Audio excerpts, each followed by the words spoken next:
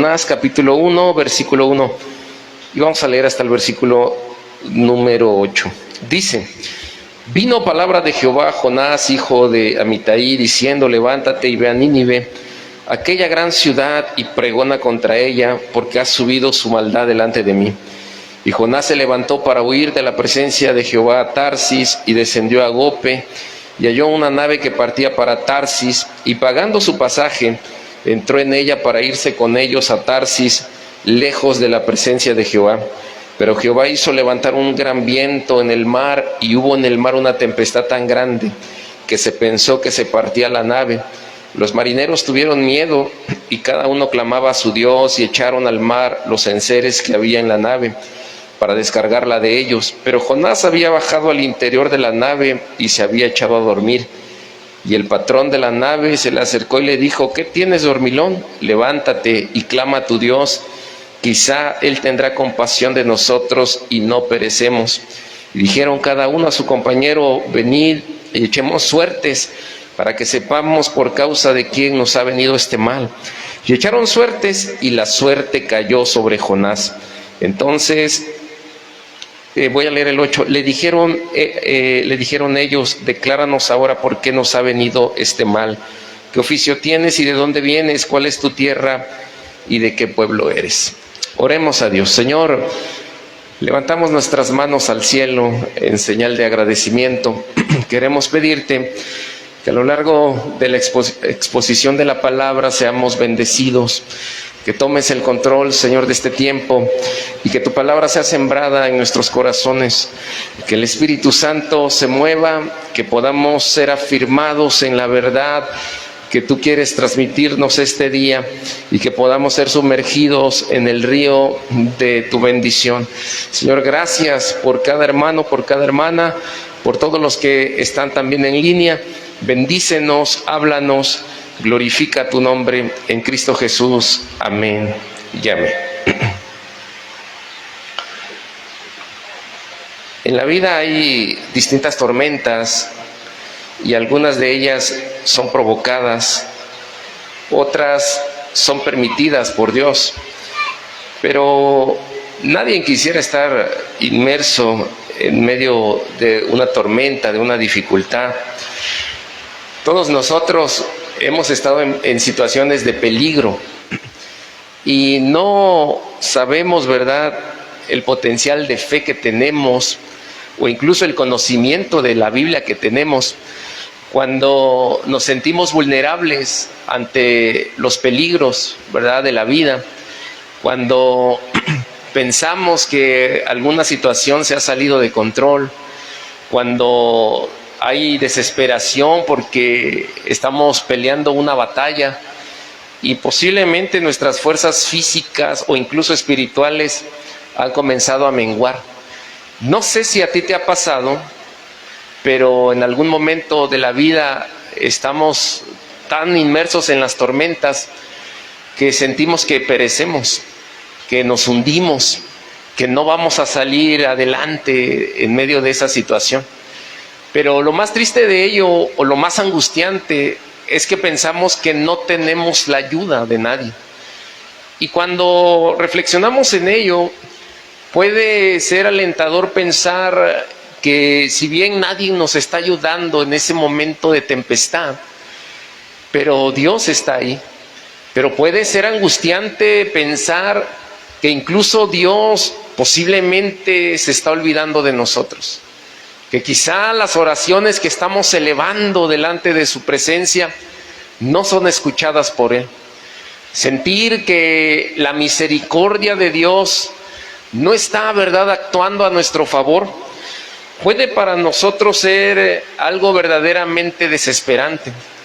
La misericordia de Dios es una realidad, porque Dios habla en su palabra acerca de ella. Pero tendríamos que preguntarnos esta tarde: ¿un Dios de misericordia?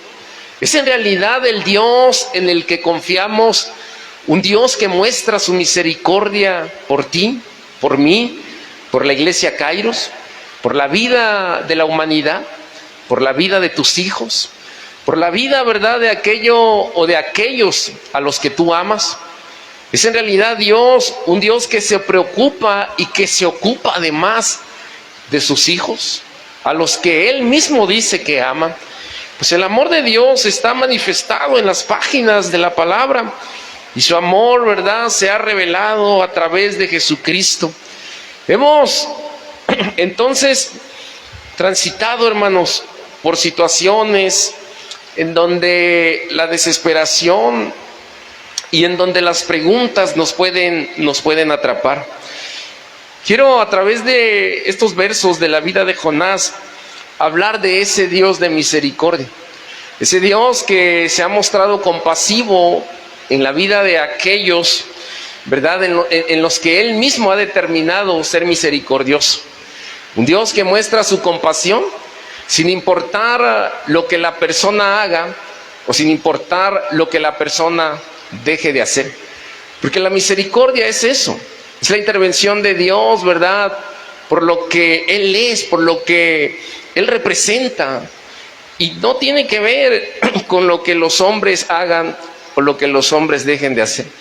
A veces pensamos que la compasión de Dios está, ¿verdad?, solamente limitada al carácter humano. Pero la compasión de Dios tiene que ver más que nada con el carácter mismo de Él. Nos ama porque la esencia de Dios es amorosa, Él es amor. Él muestra su compasión, Él muestra su ayuda por nosotros, porque es parte de su carácter y de su naturaleza. Muchos escritores bíblicos hablaron de la misericordia de Dios. Por ejemplo, el salmista escribió: misericordioso y clemente es Jehová.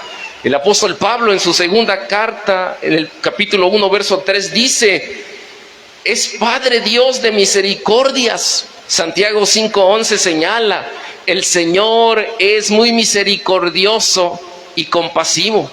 Segunda carta de Pedro, capítulo 3, verso 9, habla acerca de que las misericordias de Dios están manifestadas y que su misericordia es tal que Él no desea que nadie perezca, sino que todos procedan al arrepentimiento. Ezequiel capítulo 33 versículo 11 señala que Dios busca a los hombres para que vuelvan por el camino correcto, y esto es una señal inequívoca de que su misericordia está presente en la vida, ¿verdad?, de todo ser humano. Y en esta historia por lo menos vemos representada la misericordia de Dios en tres vertientes. Primero, podemos nosotros notar muchas situaciones un poco extrañas en la historia de Jonás. Vemos a un profeta, un hombre que había sido enviado a una gran ciudad, y el que lo enviaba era un Dios que le había entregado un gran mensaje. Y Dios quería que fuera hacia esta ciudad de Nínive, porque la maldad de esta nación era grande. Los hombres habían corrompido tanto sus acciones que había llegado la maldad hasta la presencia de Dios. Entonces Dios quería mostrar su misericordia por ellos. Dios quería salvar a esta gran ciudad, que aproximadamente era de 1 millón de habitantes. Y entonces Dios comisiona a su profeta y envía a Jonás y le hace un llamado. Le dice: levántate y ve a Nínive y ve a entregar este mensaje. Pero en cambio Jonás mostró desobediencia. Jonás no estaba de acuerdo con Dios en cuanto a la tarea, la encomienda que él estaba entregando en ese momento. Jonás decidió hacer todo lo contrario a lo que Dios le había encomendado. Entonces se levantó Jonás y lo que él quiso hacer es huir de su presencia. Es interesante esta parte de la narración, porque lo que nosotros venimos a hacer cada semana o en cada reunión o en cada oportunidad, en cada convocatoria, es buscar la presencia de Dios. Lo que nosotros tratamos de hacer es estar en la presencia de Dios, es conectarnos con Dios. Pero su profeta, el hombre al que él estaba comisionando para esta importante tarea, estaba tratando de huir de la presencia de Dios. Nosotros cantamos y le decimos: ven Dios a nosotros, Espíritu Santo, ve. Y tratamos de venir al altar y oramos y buscamos la presencia de Dios. Pero lo que Jonás quería era estar lejos de Dios. Jonás no quería cumplir con la tarea que Dios le había encomendado. Y entonces fue de un punto, ¿verdad?, en donde Dios no quería que Jonás se dirigiera hacia esa ciudad, hacia Tarsis. Entonces estaba en un extremo. Jonás estaba haciendo totalmente lo contrario, como lo he mencionado ya. Y entonces Dios, mirando, ¿verdad?, la desobediencia de Jonás, mirando la condición del corazón de Jonás, Dios decidió tratar con el siervo. Dios comenzó entonces a trazar su propio plan en la vida de Jonás. Dice el texto que él levantó una gran tormenta, una gran tempestad. Fue la mano de Dios. Fue Dios quien decidió levantar esa tormenta para comenzar a tratar en el corazón de Jonás. Algo con lo que Jonás estaba luchando en su corazón era precisamente con la misericordia, la forma tan compasiva en que Dios actuaba. Dios estaba mostrando su amor en la vida de Jonás, y Jonás estaba siendo receptor de esa compasión, de ese amor. Pero Jonás no quería compartir, ¿verdad?, esa misma acción en la vida de otros.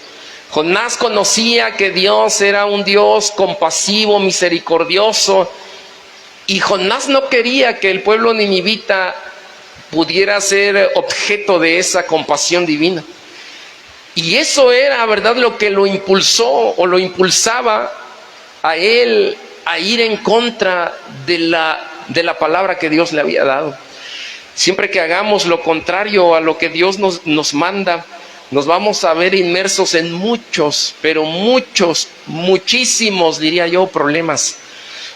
Estar en la voluntad de Dios, cumplir con la voluntad de Dios, obedecer, ¿verdad?, lo que Dios nos esté llamando a hacer, aunque no estemos de acuerdo con ello, eso será mucho más benéfico para nuestra vida. El poder estar en obediencia a Dios, eso siempre traerá una gran recompensa para nosotros. Y entonces Jonás estaba, imagínese usted la narrativa. Todo pastor, todo hermano quisiera predicarle a una gran multitud de personas y que ellos respondieran positivamente al mensaje. Y no estamos hablando de que los ninivitas pues fueran buenas personas. Los ninivitas eran personas que habían asesinado a muchos de los judíos. Entonces Jonás sabía que Dios los iba a perdonar, que Dios iba a mostrar sobre ellos compasión, y Jonás no estaba de acuerdo con eso. Jonás no quería que eso ocurriera en la vida de aquel pueblo. Y note usted también en la narración que mientras Dios hizo levantar un gran viento, una gran tempestad se levantó en el mar, aquellos marineros, hombres de experiencias, pensaron que el barco se iba a partir y comenzaron a mostrar acciones humanas. Ellos comenzaron, ¿verdad?, a hacer distintas acciones que les permitieran pues poner en control ese barco. La historia también es interesante porque el verso 5 señala que ellos comenzaron a orar a sus propios dioses, comenzaron a clamar a sus dioses, pensando en que sus dioses iban a escuchar las oraciones de ellos y que iban a tener compasión, que la misericordia de esos dioses se iba a mostrar. Y entre tanto Jonás estaba muy tranquilo, estaba durmiendo. Era un barco en donde había una especie de camarote, y allí él estaba durmiendo, estaba acostado, y la tormenta, ¿verdad?, allá afuera estaba golpeando tal que estos hombres muy experimentados en todos estos asuntos del mar estaban llenos de temor, estaban aterrorizados.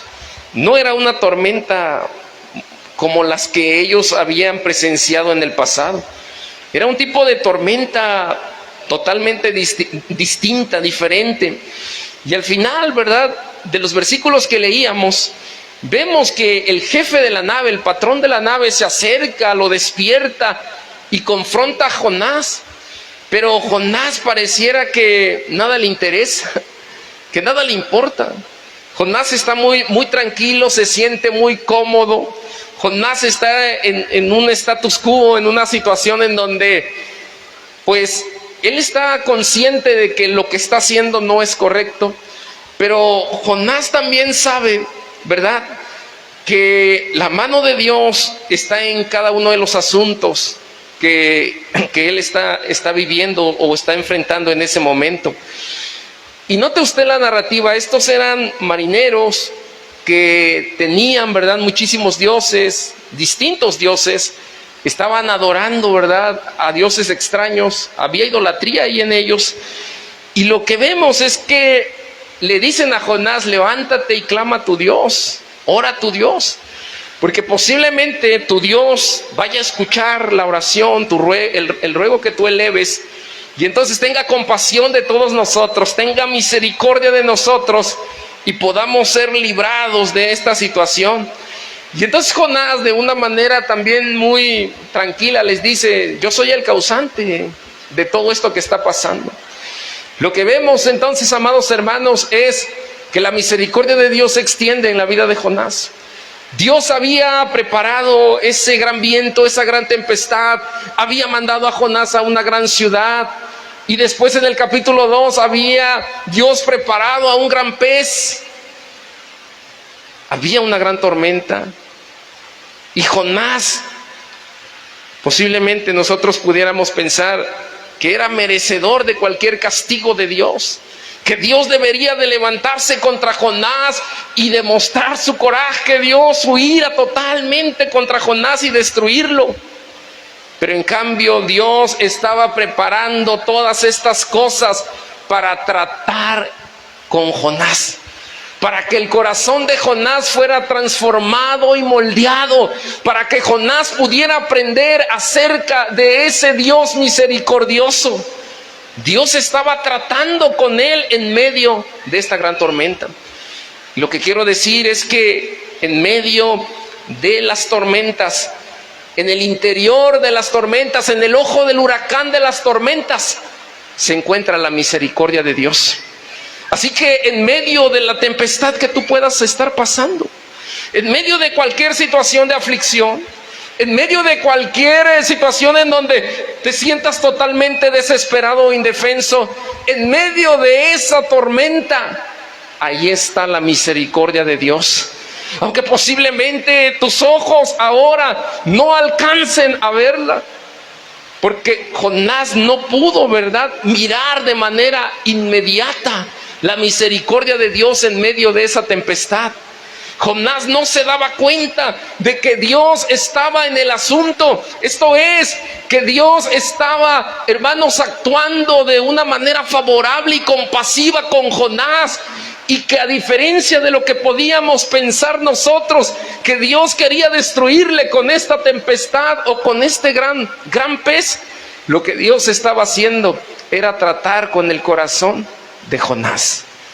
Dios estaba mostrándose y revelándose con Jonás. Y lo segundo que vemos es que Dios también tuvo compasión con los marineros. Mire, la historia nos habla acerca de la misericordia del Señor por las naciones y en medio de las naciones. Si bien Jonás no estaba abonando, ¿verdad?, o no estaba haciendo algo para que la misericordia de Dios se manifestara, Dios tiene misericordia de aquel que Él quiere tener misericordia. Y el texto señala también de que este acto, ¿verdad?, de los marineros demostraba una fe. No era una fe, ¿verdad?, hacia el Dios de Israel o hacia el Dios de Jonás, pero sí era una fe que ellos estaban mostrando hacia otros dioses. La misericordia de Dios, hermanos, por las naciones es una misericordia evidente. Primero, note usted la identidad de estos marineros, hombres que venían de diferentes nacionalidades, y posiblemente la gran mayoría de ellos eran de Fenicia. ¿Y cómo es que sabemos esto? Bueno, los datos históricos y de acuerdo hacia dónde estaba viajando ese barco, desde Nínive hacia Tarsis, nos dan referencia y podemos sospechar de que la gran mayoría de ellos pues provenían de esta ciudad, pero no todos estos marineros eran de aquel lugar, de Fenicia. Podemos también mirar, hermanos, que la actitud de los marineros es increíble. Ellos comenzaron primero abrazando el miedo, una serie de emociones, abrazaron el miedo. Se sintieron atemorizados, se sintieron vulnerables.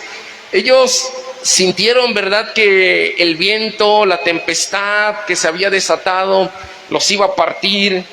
Ellos posiblemente sintieron que se iban a morir en esa travesía. Sintieron que no iban a salir, ¿verdad?, y no iban a poder contar esta historia a sus nietos o a sus familias. Y entonces la palabra que se utiliza aquí como clamar, clamaron a sus dioses, dioses paganos, es una manera, ¿verdad?, desesperada de decir: hemos hecho todo lo humanamente posible, hemos tirado, ¿verdad?, de las pertenencias que traíamos, hemos tratado, ¿verdad?, de controlar la nave y sencillamente no pudimos hacer nada. Y entonces la frase de clamar que aparece ahí es una manera en donde no tenemos más que hacer. Y había desde el fondo de su corazón, ¿verdad?, desde las entrañas de su ser, un deseo para que ellos pudieran salir librados de esta situación.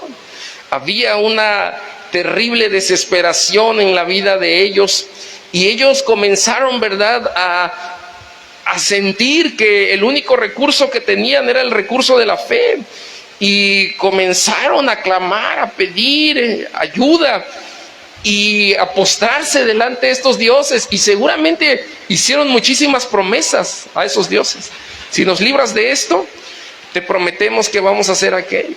Si nos ayudas a salir adelante de esta tempestad, le decían estos marineros a sus dioses, te prometemos que no vamos nosotros a ir por el camino del mal, o vamos a llevarte algún tipo de regalo, algún tipo de presente. Note usted que aunque estos marineros están volcados, ¿verdad?, hacia una búsqueda incorrecta, y están tratando, ¿verdad?, de tocar el corazón de sus dioses extraños, están practicando idolatría en esencia. A pesar de eso, la mano de Dios, esa mano compasiva, esa mano de amor, se hizo presente en la vida de ellos.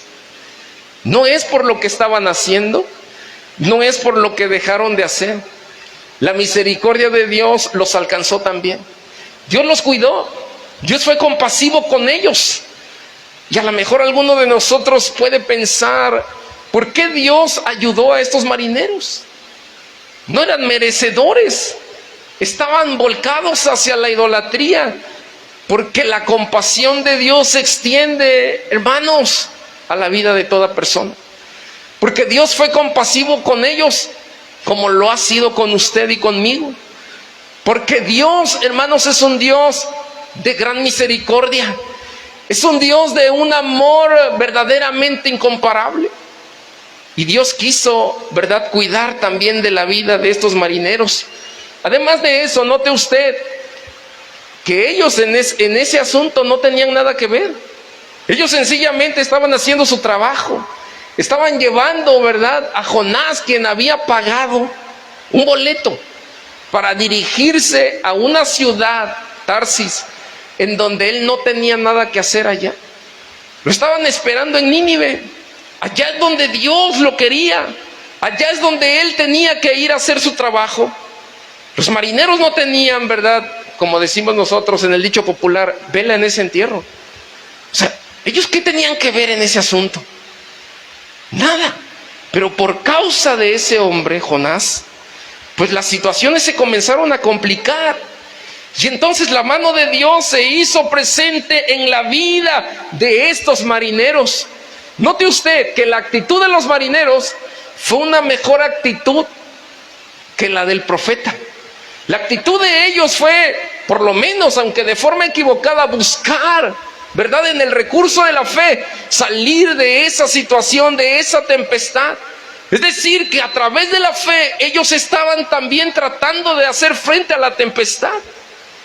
Y en cambio Jonás estaba siendo indiferente ante la tempestad en la cual se encontraba. Pero note también usted que hubo una respuesta de parte de Dios. Lamentaciones 3:22 dice que las misericordias de Dios se muestran y que si no hemos sido consumidos, ha sido porque las misericordias de Dios se revelan, se muestran, se reflejan hacia nosotros. Así que Dios sostuvo el barco. Dios sostuvo a los tripulantes de ese barco. Y es que la misericordia de Dios nos va a sostener, hermanos, cuando vengan las tormentas de la vida y nos golpeen. Cuando estemos en el ojo del huracán, las misericordias de Dios van a sostenernos. Y Dios no va a permitir que pase algo más allá de lo que su misericordia, hermanos, pueda sostener. Si estamos aquí, si le cantamos, si le adoramos, si le bendecimos, es por su misericordia.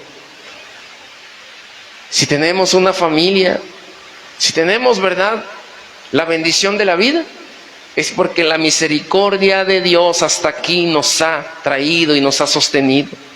Es su misericordia, ha sido ese favor inmerecido. Y al saber que tenemos un Dios misericordioso, podemos también tener la libertad de glorificar y de exaltar su santo nombre.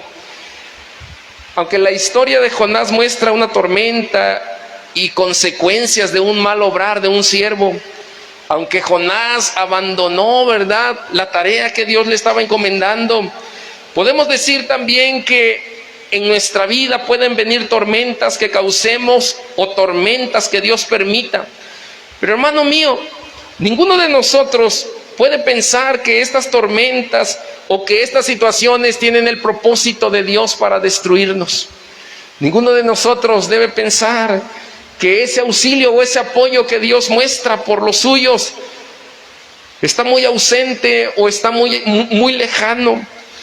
Ninguno de nosotros debe pensar que si hoy en día, mientras estamos enfrentando, hermanos, algún tipo de lucha, alguna batalla espiritual, alguna situación en donde sentimos que no podemos avanzar y sentimos, ¿verdad?, que poco a poco nos estamos consumiendo y que enfrentamos esas situaciones con el recurso de la fe y sentimos que el Dios compasivo que se mostró en la vida de Jonás y estos marineros no se está revelando a nuestra vida.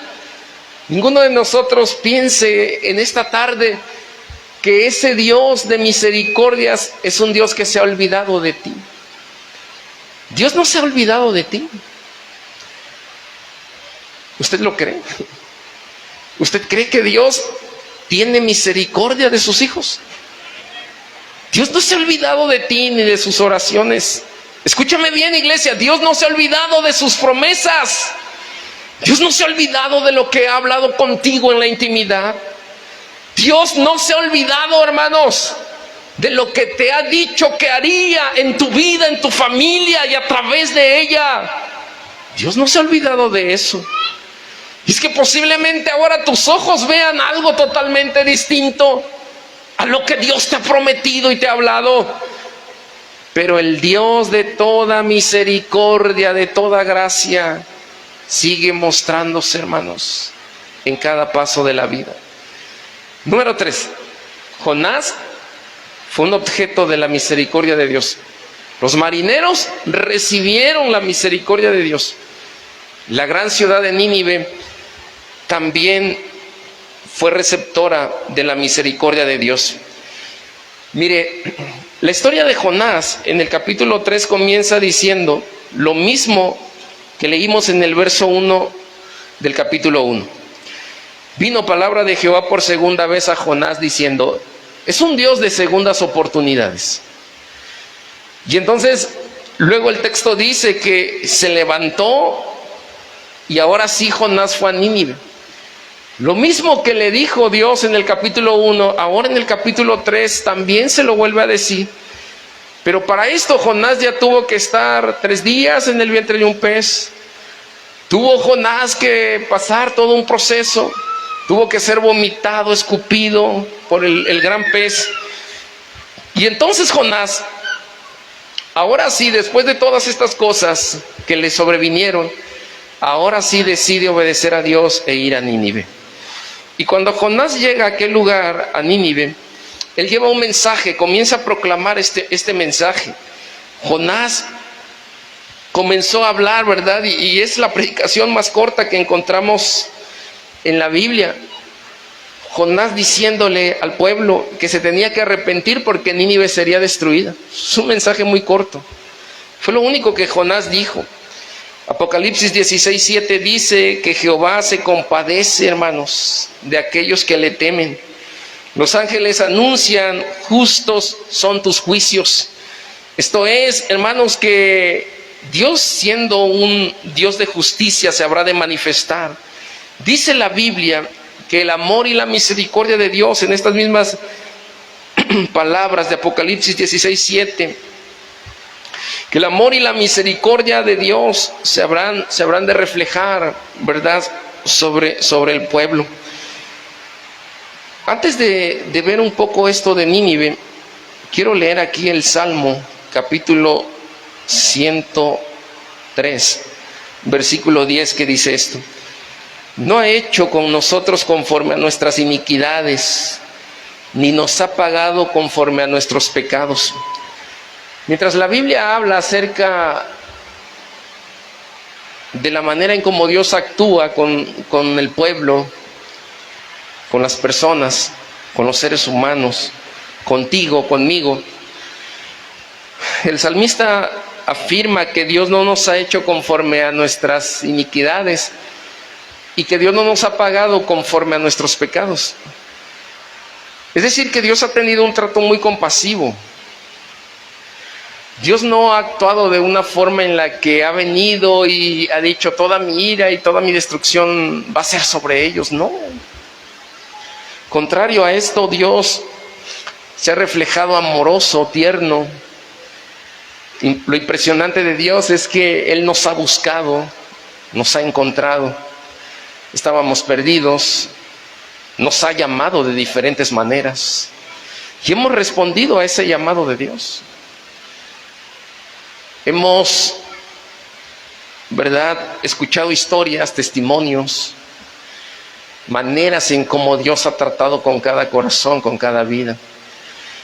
Y quiero decir que no es una sola búsqueda, no ha sido una búsqueda exclusiva, es una búsqueda para todos los seres humanos. Dios nos está buscando. Además de eso, no es una búsqueda en donde nos buscó una vez, nos encontró y se olvidó de nosotros, sino que constantemente Dios está buscando tu corazón, te busca a ti. Dios busca tener esos encuentros, y no solo los busca, provoca esos encuentros en nosotros. Dios nos llama, y de esta misma manera llamó a Nínive. A través de Jonás le habló, les dijo que se arrepintieran. Dios pudo haber traído destrucción sobre Nínive, no lo hizo. Pero ¿sabe qué es lo triste de la historia de Nínive? Que cuando Jonás va y les predica, ellos escuchan. El gobernante en turno manda hacer un ayuno y una oración, y todo el pueblo ayuna, personas, animales, todo el mundo ayuna, se arrepiente. Pero después de un tiempo, Nahum nos dice, el profeta Nahum, que Nínive es destruida, porque Nínive vuelve a hacer lo malo ante los ojos de Dios, y no quedó ni un rastro de Nínive al paso del tiempo. Dios posteriormente destruye Nínive y no quedó absolutamente nada de Nínive. La ciudad fue destruida.